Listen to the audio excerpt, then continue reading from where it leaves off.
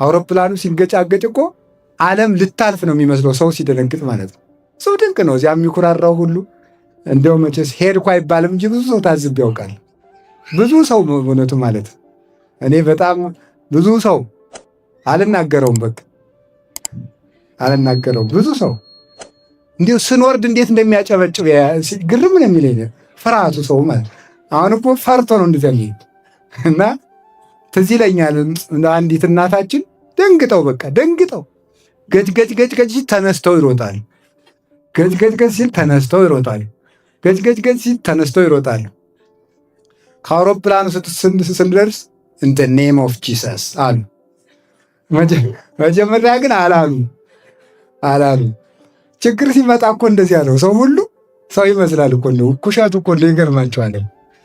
የሚችል ይመስላል።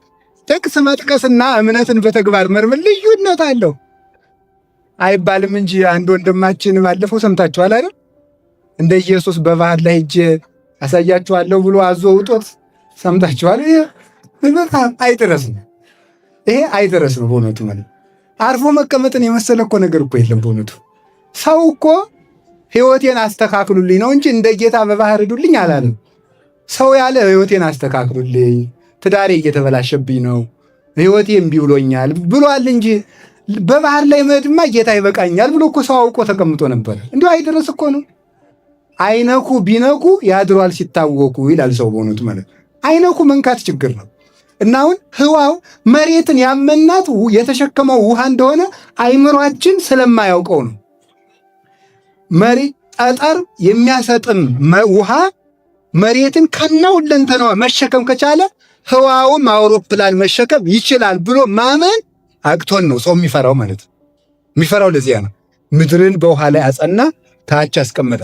አንዱን ደግሞ ለምድር እንደ መቀነት አስታጠቃት። ምድርን በውጭ በኩል ሲመለከቷት ደብተራ ኦሪትን ትመስላለች ይላሉ አባቶቻችን። ምድርን የበቃ ሰው ያያታል፣ ያልበቃ ሰው አያያትም።